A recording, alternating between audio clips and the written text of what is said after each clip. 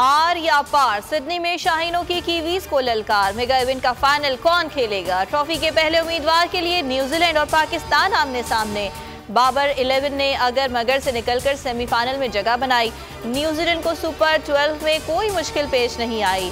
Record books और world cup knockout rounds में पाकिस्तान का पलड़ा भारी रहा। 3 के 3 सेमीफाइनल्स शाहीनों ने जीते।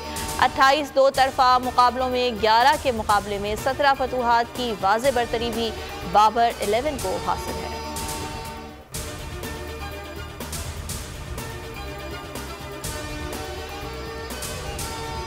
बाबर आजम जीत से कम के लिए तैयार नहीं। कीवीज पर काबू पाने के लिए एक से ज्यादा गेम प्लान बना लिए। बैटिंग ऑर्डर से छेड़छाड़ से इनकार। विनिंग कॉम्बिनेशन को तब्दील करने से मना कर दिया। कहा हर खिलाड़ी को जिम्मेदारी का एहसास है। गलतियों से वर्ल्ड T20 का सफर मुश्किल बनाया। अब गलतियों से सीख लिया है, इन्हें दोहराएंगे नहीं। कीवीज कप्तान केन विलियमसन ने भी पाकिस्तान को मुश्किल हरीफ करार दे दिया।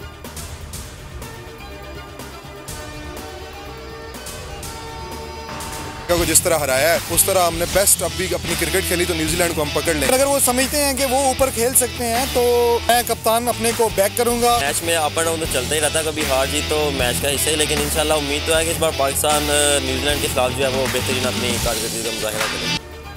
पाकिस्तान ही जीतेगा। फैंस ने पाक न्यूजीलैंड मैच से पहले दुआएं शुरू कर दी। किसी को बाबर आजम से बड़ी इनिंग की उम्मीद तो कोई शादाब खान की बल्लेबाजी का दीवाना निकला। पाकिस्तानी पेस बैटरी के सब गुन गाने लगे।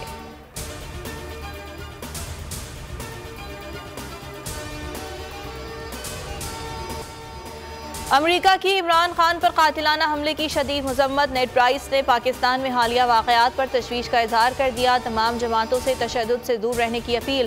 कातिलाना हमले में शहीद होने वाले शख्स से ताज़ियत। आज़ाद मीडिया को जमहूरियत के लिए लाजमी करार दे दिया। कहा अमेरिका जमहूरी और पुरअमन पाकिस्तान की हिमायत जारी रखेगा। मुश्किल की घड़ी में पाकिस्तानी अवाम के साथ हैं।